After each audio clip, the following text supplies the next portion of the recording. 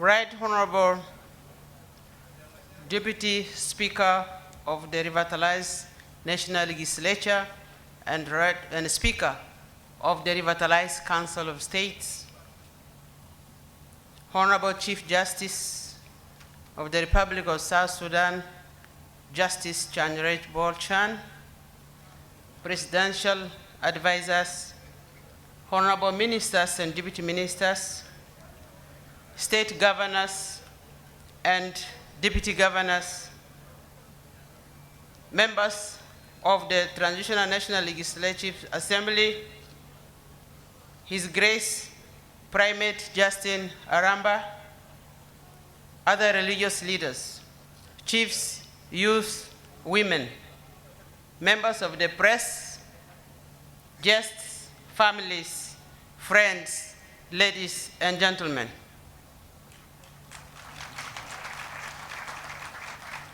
I'm honored to be one of you on this remarkable day in the history of our beloved country, the Republic of South Sudan.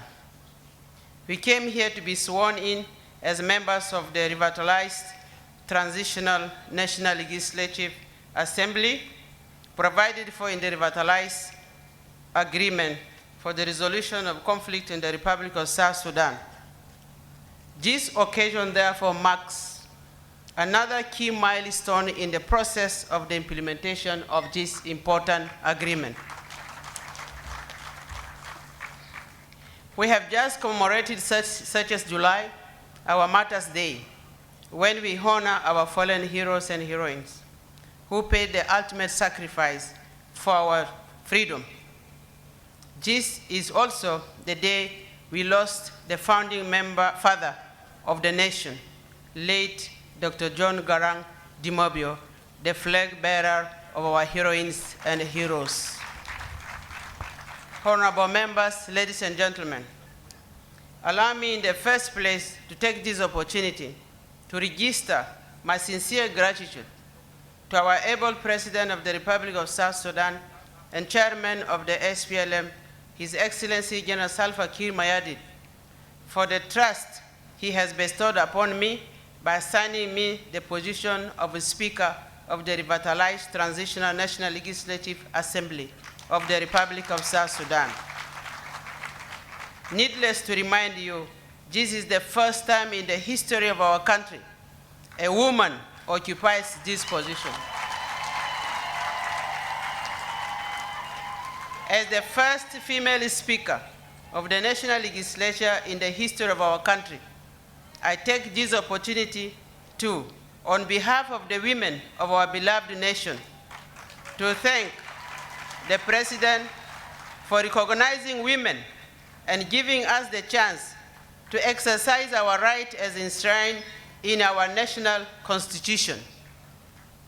This appointment is therefore an honor not for me alone, but for all the women of this country.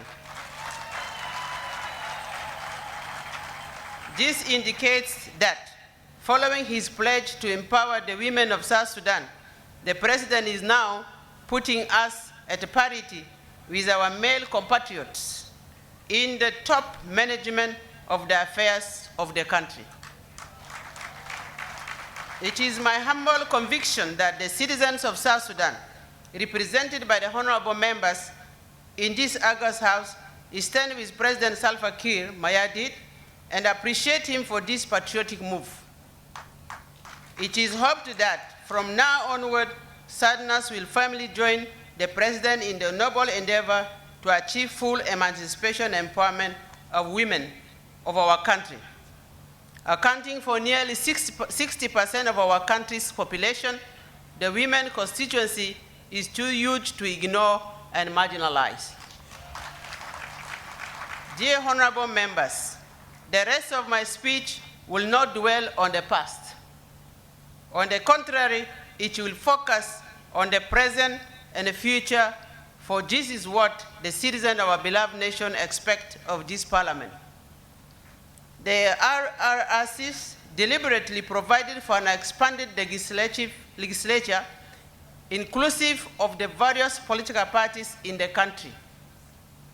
The aim was to constitute a people's national legislative body which is comprehensively inclusive of all political shades of opinion to tackle the predicaments that led us to war.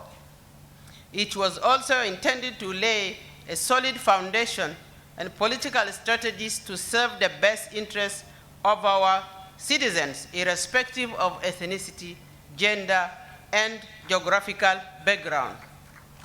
However, I am sure you are aware that the challenges ahead of us are enormous.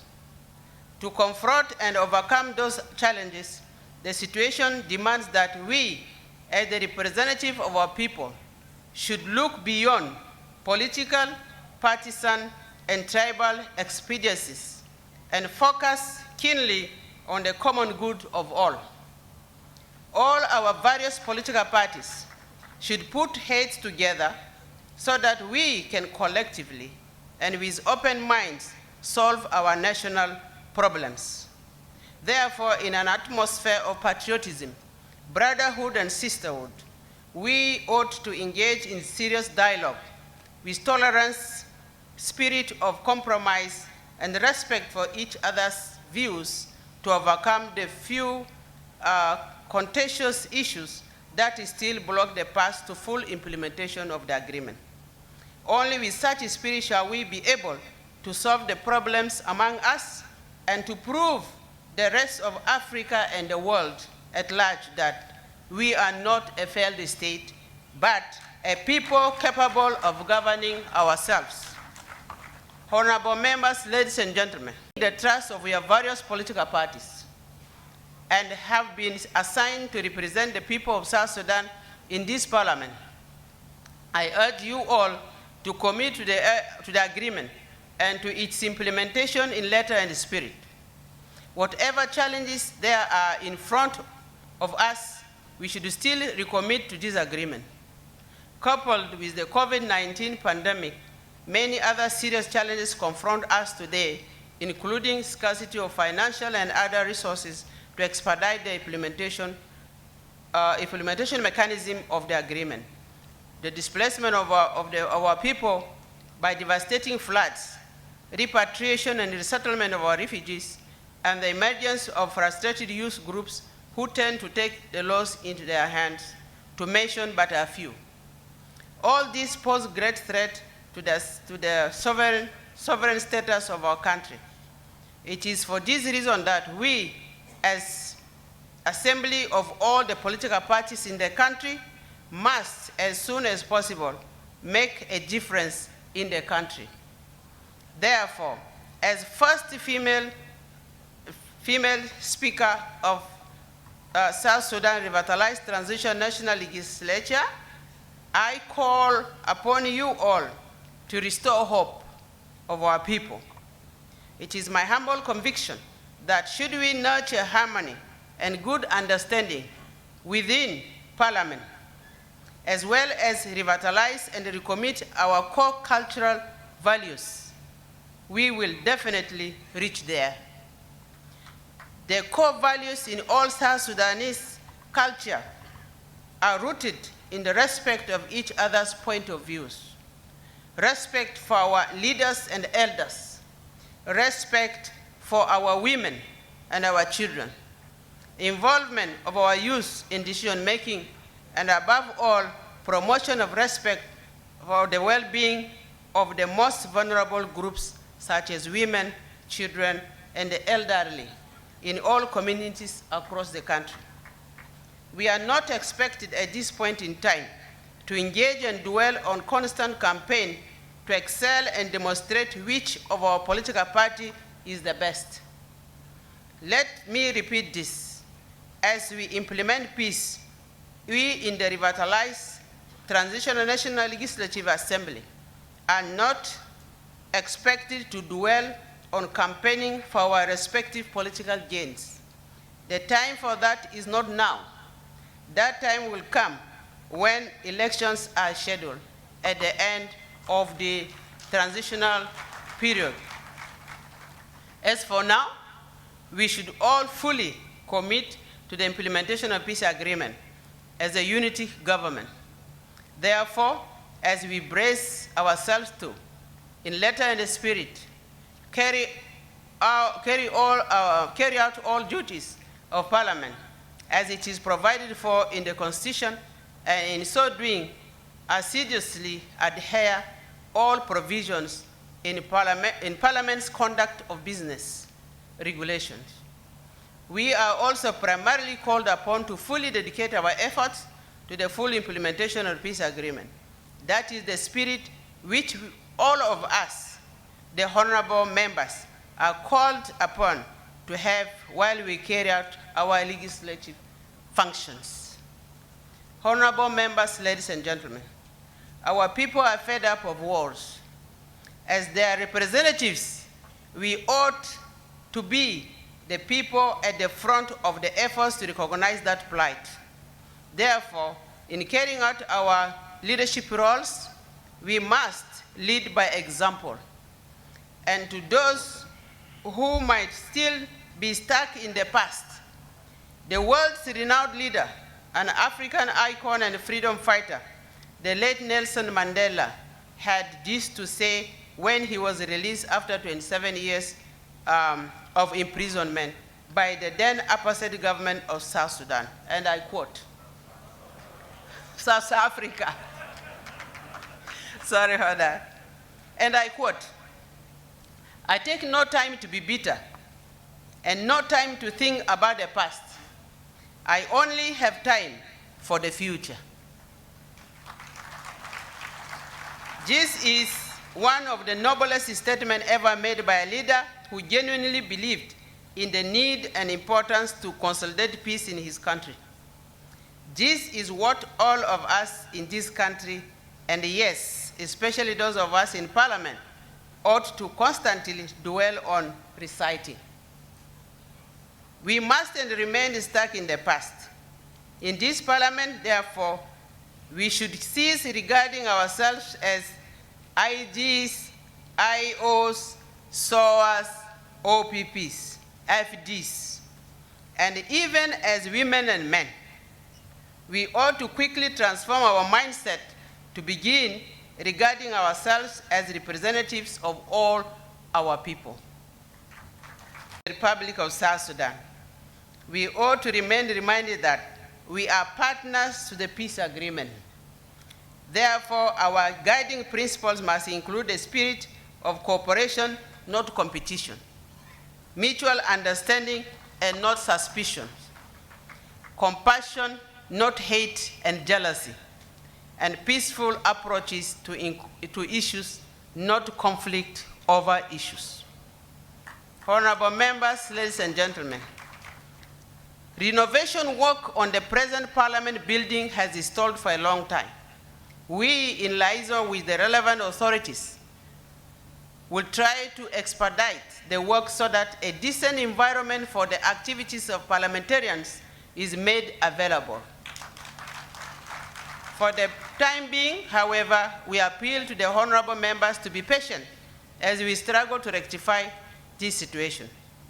And as we go along, we will also look in the possibility of providing appropriate office spaces to accommodate every honorable member, all assembly committees, a traffic police, passport and migration police post, a cafeteria, and parking yards within the assembly premises.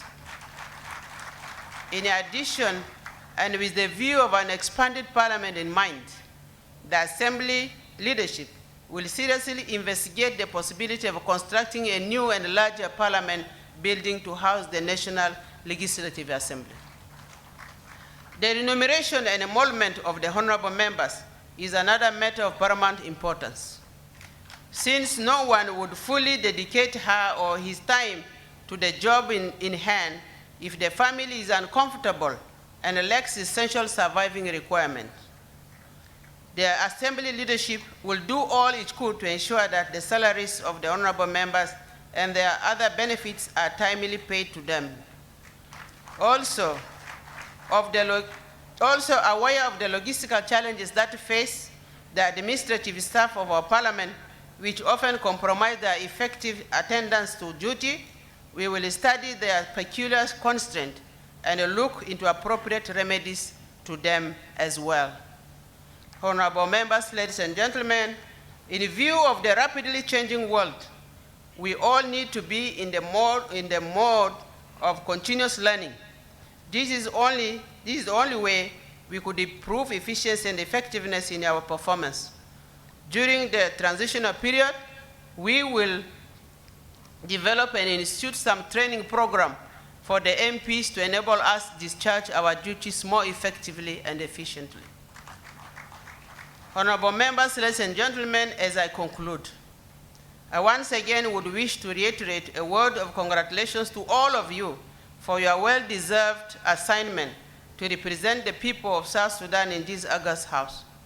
This is a big privilege for each and every one of us to be able to serve the people of South Sudan at this level. The South Sudanese nation is putting their hope in us, in the RTNLA.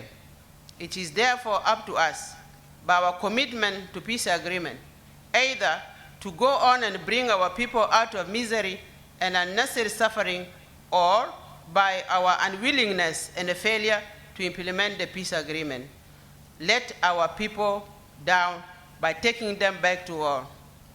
The choice rests with no one else but each and everyone in this August House. What we will do in the coming few months and years will be what history will judge us by. Do we want to go into the history as MPs who took the relay and pulled their country, South Sudan, back into abyss and ruin? Or shall we go into history as heroines and heroes who saved this country and brought it back on the path of peace and prosperity? The choice is absolutely to us here. With that in mind, the door of the Speaker shall remain open for every honorable member. None should hesitate to approach my office should you have any burning point which is useful for nurturing peace in our beloved country, or which can make the Parliament do its work more efficiently. As a mother, I promise I shall be the speaker for you and for all of you. Let us join hands together and work for the common good of all our people and country. I will not be the speaker of few individuals, but the speaker and mother for all of you across the parties and constituencies represented here. But as for our commitment and adherence to the rules and the regulation of Parliament, my administration shall have no compromise. Therefore, in as much as I shall endeavor to treat each and every one with equality and fairness and commit to solving whatever problems that are within my competence, the parliamentary rules and the regulations shall be applied at all times. Once again, I'm grateful for and honored by my appointment as the Speaker of this historic August House. I thank my family, my husband, my children, my friends, and all those who have always stood there for me when the time of my needs, for your constant and unwavering moral and political support. To the women, thank you for standing with me to be one of you and the first speaker of this historic institution. God bless the revitalized Transitional National Assembly. God bless the Republic of South Sudan. God bless us all. God bless our president and the presidency. Thank you very much for your kind attention.